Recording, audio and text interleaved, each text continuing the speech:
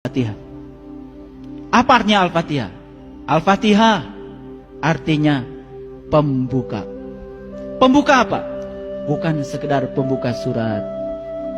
Al-Fatihah adalah pembuka segala rahasia. Makanya mereka yang menemukan rahasia Al-Fatihah yang 7 ayat, di balik angka 7 itulah rahasia kunci untuk membuka. Makanya angka 7 diabadikan dalam upacara keagamaan kita. 7 kali tawaf, 7 kali sa'i mondar mandir Safa dan Marwah, 7 batu untuk melempar jumroh.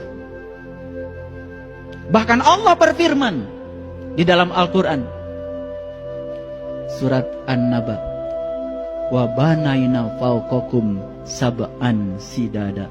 Aku telah menciptakan 7 yang amat kokoh dalam dirimu. Mereka yang menemukan rahasia di balik angka 7 sudah menemukan rahasia Al-Fatihah, baru akan memasuki Al-Baqarah. Al-Baqarah itu adalah sapi betina. Makanya kalau kita sudah bisa membuka rahasia Al-Baqarah, naik ke atas sedikit, kita akan bisa membuka rahasia Ali Imran. Naik ke atas sedikit, kita bisa membuka rahasia An-Nisa. Naik ke atas, membuka rahasia Al-Maidah, mendapatkan hidangan dari langit. Masuk ke atas lagi, dapat rahasia Al-A'raf. Naik ke atas, dapat Al-An'am. Naik ke atas Al-A'raf. Naik ke atas Al-Anfal. Naik ke atas At-Taubah. Naik ke atas Yunus. Terus sampai An-Nas. Kalau kita sudah mendapatkan rahasia 114 surat, baru kita menjadi nas, menjadi manusia. Sudah sampai mana kita? Al-Fatihah belum mulai. Bismillahirrahmanirrahim aja baru bisa mengucapkan. Ketika ditanya Bismillahirrahmanirrahim artinya apa? Atas nama Allah yang Maha Pengasih dan Maha Penyayang. Bagaimana mungkin Anda bisa mengatakan atas nama Allah kalau Anda nggak tahu dan kenal kepada yang Anda wakili? Ada seorang datang pada saya, Anda siapa? Saya datang ke sini atas nama Pak Gubernur, Pak. Anda siapanya gubernur? Saya bukan siapa-siapanya gubernur. Sekda? Bukan. Wakil? Bukan. Ajudan kali? Bukan. Kenal Pak Gubernur? Enggak.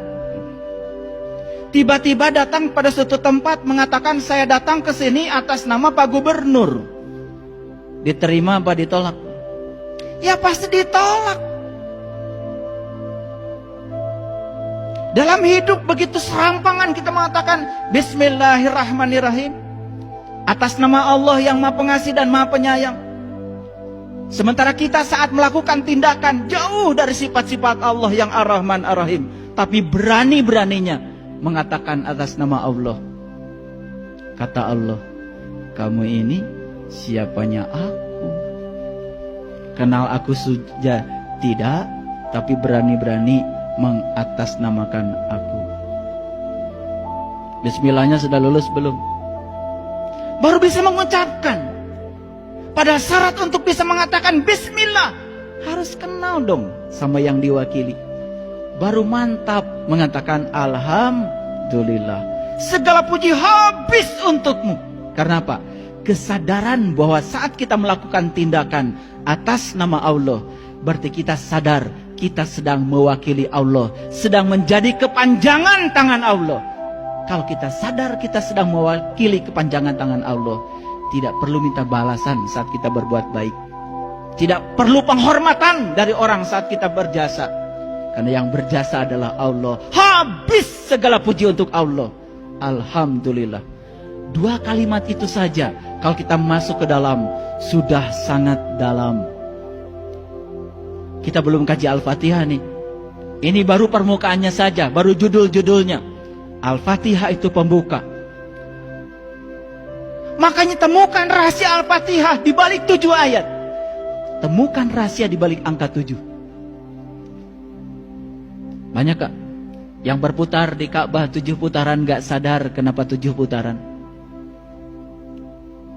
Lari kecil dari Sofa ke Marwah 7 kali, gak sadar kenapa 7. Nginap di Musdalifah, di Masy'aril Haram, mengumpulkan 7 batu untuk dilempar di Mina. Gak sadar kenapa 7 batu. Untuk apa melempar pakai batu, dan apa yang harus dilempar? Begitu kita tidak sadar, segala aktivitas keagamaan tanpa pemahaman itu akan menjerumuskan kita pada taklid buta. Itu sebabnya belajar meyakini itu ada 3 tahap. Yang pertama, merasakan dulu. Setelah itu baru memahami. Baru tingkatan yang ketiga, meyakini. Kita kebalik belajarnya. Berusaha meyakini tanpa memahami, tanpa merasakan. Ya susah. Harusnya dibalik. Mulai dari merasakan, baru memahami, baru meyakini. Rendang Padang itu enak. Pernah makan gak kamu? Gak pernah. Paham gak dibuat dari apa? Gak tahu. Tapi kamu yakin kalau rendang itu enak? Yakin. Kenapa kamu yakin?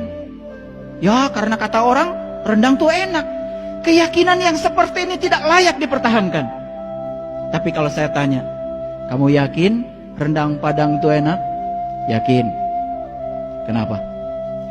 Tiap hari makan rendang. Kamu tahu rendang itu dia buat dari apa?